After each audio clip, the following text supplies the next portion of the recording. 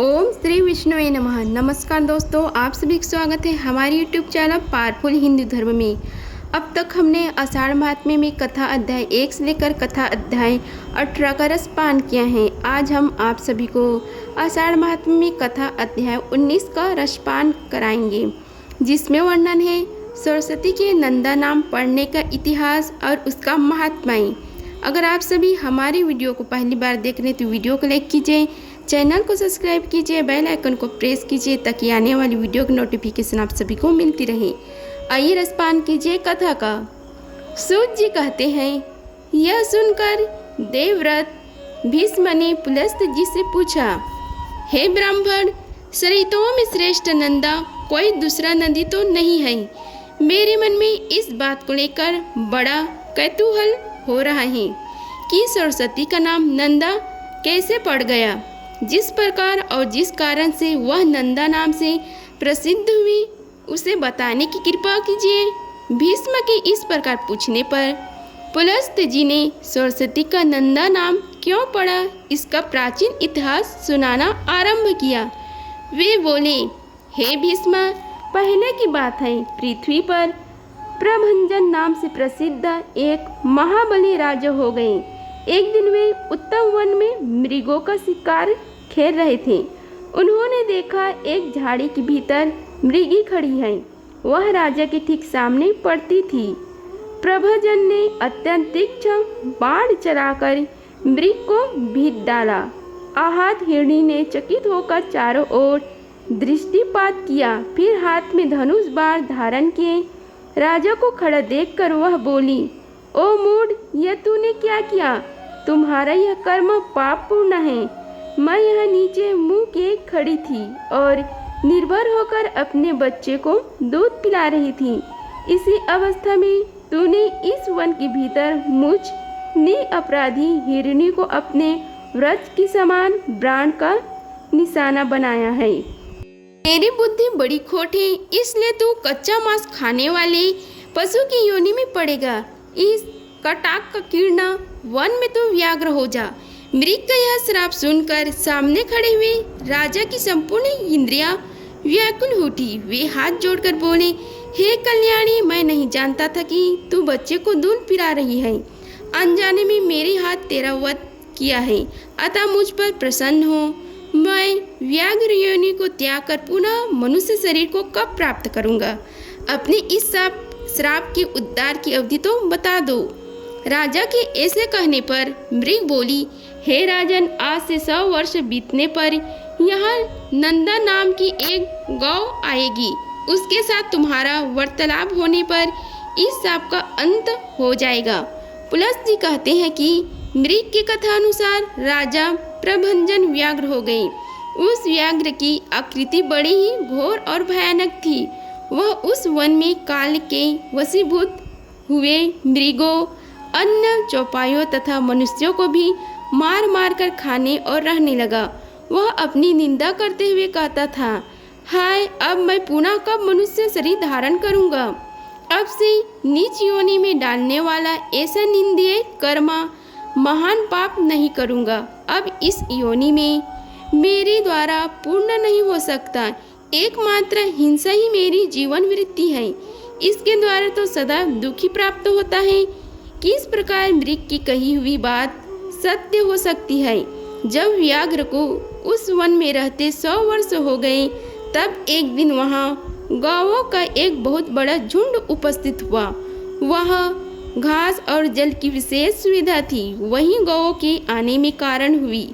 आते ही गौओं के विश्राम के लिए बड़ा लगा दी गई। ग्वालों के रहने के लिए भी साधारण घर और स्थान की व्यवस्था की गई। गोचर भूमि तो कहाँ थी ही, सबको पड़ाव पड़ गए। वन के पास का स्थान गौओं के रहने के भारी आवाज से गूंजने लगा। मतवाले गोप चारों ओर से उस गौ समुदाय की रक्षा करते थे। गाँवों के झुंड में एक बहुत ही हष्ट पुष्ट तथा संतुष्ट रहने वाली गाय थी। उसका नाम नंदा था। वही उस झुंड में प्रधान थी तथा सबकी आगे निर्भय होकर चल करती थी। एक दिन वह अपने झुंड से बिछड़ गई और चरते चरते पूर्वोक्त व्याघ्र के सामने जा पहुंची। व्याघ्र उसे देखते ही खड़ीरा खड़ीरा कहता हुआ उसकी ओर दौड़ा और निकट आकर बोला, आज विधाता ने तुझे मेरे पास ही भेजा है, क्योंकि तू स्वयं यहाँ आकर उपस्थित हुई है। व्याघ्र की यह रोंगटे खड़े कर देने वाला निष्ठुर वचन सुनकर उस गाय को चंद्रमा के समान कांति वाले अपने सुंदर बछड़े की याद आने लगी। उसका गला भर आया। वह गदगद स्वर से पुत्र के लिए हुंकार करने लगी। उस गौ को अत्यंत दुखी होकर क्रदन करते हुए देख व्याघ्र बोली, अरे गाय, संसार में सब लोग अपने कर्मों का ही फल भोगते हैं। तू स्वयं मेरे पास आ पहुंची है, इससे जान पड़ता है तेरी मृत्यु आज ही नियति है। फिर व्याघ्र शोक क्यों करती है? अच्छा यह तो बता, तू रोई किस लिए? व्याघ्र का प्रश्न सुनकर नंदा कहा, हे व्याघ्र, तुम्हें नमस्कार है। मेरा सारा अपराध क्षमा करो। मैं जानती हूँ तुम्हारे पास आए हुए प्राणी की रक्षा असंभव है, अतः मैं अपने जीवन के लिए शोक नहीं करती। मृत्यु तो मेरी एक न एक दिन होगी ही, फिर उसके लिए क्या चिंता। किंतु मृगराज, अभी नई अवस्था में मैंने एक बछड़े को जन्म दिया। पहली बियान का बच्चा होने के कारण वह मुझे बहुत ही प्रिय है। मेरा बच्चा अभी दूध पीकर ही जीवन चलाता है। उसको घास तो वह सूंघता भी नहीं है। इस समय वह गोष्ठ में बंधा है और भूख से पीड़ित होकर मेरी राह देख रहा है। उसी के लिए मुझे बारंबार शोक हो रहा है। मेरे न रहने पर मेरा बच्चा कैसे जीवन धारण करेगा? मैं पुत्र स्नेह के वशीभूत हो रही हूँ और उसे दूध पिलाना चाहती हूँ। मुझे थोड़ी देर के लिए जाने दो। बछड़े को पिलाकर प्यार से उसका मस्तक चूमूंगी और उसे हित की जन्म जानकारी के लिए कुछ उपदेश करूंगी। फिर अपने सखियों को देख रेख में उसे सौंप कर तुम्हारे पास लौट आऊंगी। उसके बाद तुम इच्छानुसार मुझे खा जाना। नंदा की बात सुनकर व्याघ्र कहा, अरे अब तुझसे पुत्र से क्या काम है? नंदा बोली, मृगद्रा, मैं पहल बछड़ा बाई हूँ, अतः उसके प्रति मेरी बड़ी ममता है। मुझे जाने दो।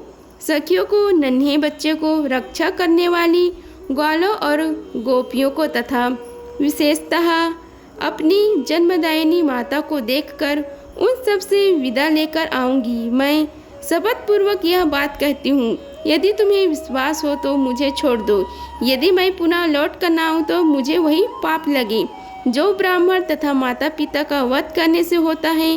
व्याघ्रों, मलेच्छों और जहर देने वाले जो पाप लगता है वही मुझे भी लगे। जो गौशाला में विघ्न डालते हैं, सोते हुए प्राणियों को मारते हैं तथा जो एक बार अपनी कन्या का दान करके फिर उसे दूसरे को देना चाहते हैं, उन्हें जो पाप लगता है वही मुझे भी लगे।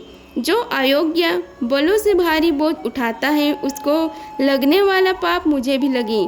जो कथा होते समय विघ्न डालता है और जिसके घर पर आए हुआ मित्र निराश लौट जाता है उसको जो पाप लगता है वही मुझे भी लगी। यदि मैं पुनः लौट कर ना आऊँ, इन भयंकर पतकों के भय से मैं अवश्य आऊँगी। नंदा की यह शपथ सुनकर व्याघ्र को उस पर विश्वास हो गया। वह बोला, हे गाय, तुम्हारी इन शपथों से मुझे विश्वास हो गया है, पर कुछ लोग तुमसे यह भी कहेंगे कि स्त्री के साथ हास परिहास में, विवाह में, गांवों के संकट से बचने में तथा प्राण संकट उपस्थित होने में जो शपथ की जाती है उसकी उपचेक्षा से पाप नहीं लगता। किंतु तुम इन बातों पर विश्वास न करना। इस संसार में कितने ही ऐसे नास्तिक हैं जो मूर्ख होते हुए भी अपने को पंडित समझते हैं। वे तुम्हारी बुद्धि को क्षण भर में भ्रम में डाल देंगी। जिनके चित्त पर आज्ञा का पर्दा पड़ा रहता है वे शूद्र मनुष्य कृत का पूर्ण युक्तियों और दृष्टांतों से दूसरे को मोहने डाल देते हैं। इसलिए तुम्हारी बुद्धि में यह बात नहीं आनी चाहिए कि मैंने शपथ द्वारा व्याघ्र को ठग लिया। तुमने ही मुझे धर्म का सारा मार्ग दिखाया है, अतः इस समय तुम्हारी जैसी इच्छा हो करो। नंदा बोली, साधो, तुम्हारा कथन ठीक है। तुम्हें कौन ठग सकता है? जो दूसरों को ठगना चाहता है वह तो अपने आप को ही उटाकता है। व्याघ्र ने कहा, हे गाय, अब तुम जाओ, पुत्र वत्सल से अपने पुत्र को देखो, उन्हें दूध पिलाओ और उसका मस्तक चाटो तथा माता, भाई, सखी, व्यंजन एवं बंधुओं का दर्शन करके सत्य को आगे रखकर शीघ्र ही यहाँ लौट आओ। पुलस्त जी कहते हैं कि वह पुत्र वत्सल धेनु बड़ी सत्यवंदिनी थी। पूर्वोक्त प्रकार से शपथ करके जब वह व्याघ्र की आज्ञा ले चुकी तब गोष्ठ की ओर चली। उसके मुख पर आंसुओं की धारा बह रही थी। वह अत्यंत दीन भाव से काँप रही थी। उसके हृदय में बड़ा दुख था। वह भाव से काँप रही थी। उसके हृदय में बहुत दुख था। वह शोक के समुद्र में डूबकर बारंबार डकारती थी। नदी के किनारे पर गोष्ठ पर पहुंचकर उसने सुना बछड़ा पुकार रहा है। आवाज कान में पड़ते ही वह उसकी ओर दौड़ी और निकट पहुंचकर नेत्रों से आंसू बहाने लगी। माता को निकट पाकर बछड़े ने संकित होकर पूछा, हे माँ, आज क्या हुआ है? मैं तुम्हें प्रसन्न नहीं देखता। तुम्हारे हृदय में शांति नहीं दिखाई देती। तुम्हारी दृष्टि में भी व्यग्रता है। आज तुम अत्यंत डरी हुई दिख पड़ती हो। नंदा बोली, हे बेटा, स्तनपान करो। यह हम लोगों की अंतिम भेंट है। अब तुम्हें माता का दर्शन दुर्लभ हो जाएगा। आज एक दिन मेरा दूध पीकर कल सवेरे से किसका पियोगे? हे वत्स, मुझे अभी लौट जाना है। मैं शपथ करके यहाँ आई हूँ। भूख से पीड़ित बाघ को मुझे अपना जीवन अर्पण करना है। बछड़ा बोली, हे माँ, तुम जहाँ जाना चाहती हो वहाँ मैं भी चलूँगा। तुम्हारे साथ मेरा भी मर जाना ही अच्छा है। तुम ना रहोगी तो मैं अकेले भी तो मर ही जाऊँगा। फिर साथ ही क्यों ना मरूँ? यदि बाघ तुम्हारे साथ मुझे भी मार डालेगा तो निश्चय ही मुझको वह उत्तम गति मिलेगा जो मातृभक्त पुत्रों को मिला करती है। अतः मैं तुम्हारे साथ अवश्य चलूँगा। माता से बिछड़े हुए बालक के जीवन का क्या प्रयोजन है? केवल दूध पीकर रहने वाला बच्चों को लिए माता के समान दूसरा कोई बंधु नहीं।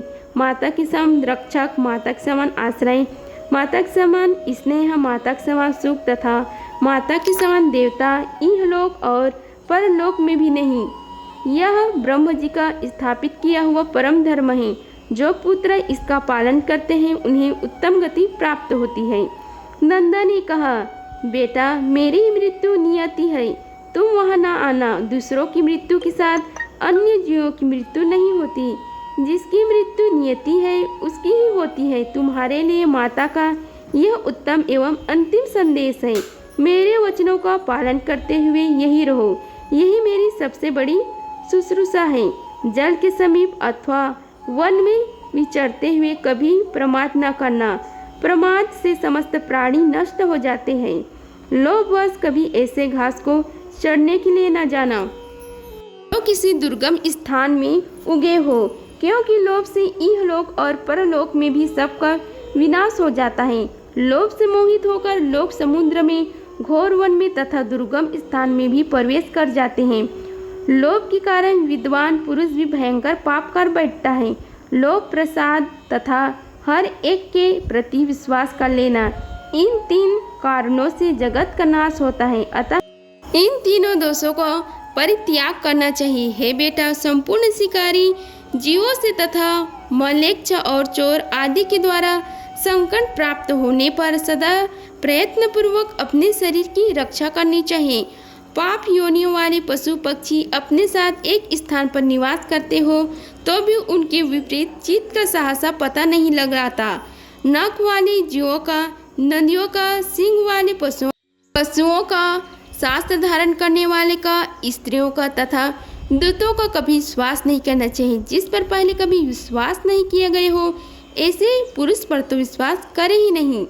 जिस पर विश्वास जम गए हो उस पर भी अत्यंत विश्वास न करें, क्योंकि अविश्वसनीय पर विश्वास करने से जो भय उत्पन्न होता है वह विश्वास करने वाले समूह नाश कर डालता है।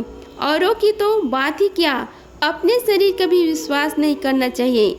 भीरू स्वभाव वाले बालक का भी विश्वास न करे, क्योंकि बालक डराने धमकाने पर प्रमादवश गुप्त बात भी दूसरों को बता सकते हैं। सर्वत्र और सदा सूंघते हुए करना चाहिए, क्योंकि गंध से ही गाय भली बुरी वस्तु परख कर पाती है। भयंकर वन में कभी अकेला न रहे। सदा धर्म की ही चिंतन करें। मेरी मृत्यु से तुम्हें घबराना नहीं चाहिए, क्योंकि एक न एक दिन सबकी मृत्यु निश्चित है। जैसे कोई पथिक छाया का आश्रय लेकर बैठ जाता है और विश्राम करके फिर वहां से चल देता है, उसी प्रकार प्राणियों का संगम होता है। हे बेटा, तुम शोक छोड़कर मेरे वचनों का पालन करो। पुलस्त जी कहते हैं कि यह कहकर नंदा पुत्र का मस्तक चूमकर उसे चाटने लगी और अत्यंत शोक के वशीभूत होकर डबडबाती हुई आंखों से बारंबार लंबी सांस लेने लगी। तदंतर बारंबार पुत्रों को निहार कर वह अपनी माता सखियों तथा गोपियों के पास जाकर बोली, हे माता जी, मैं अपने झुंड के आगे चढ़ती हुई चली जा रही हूँ। इतने में एक ही व्यग्नरी मेरे पास आकर पहुँचा। मैंने अनेकों सौगंधे खाकर उसे लौट आने की विश्वास दिलाया है, तब उसने मुझे छोड़ा।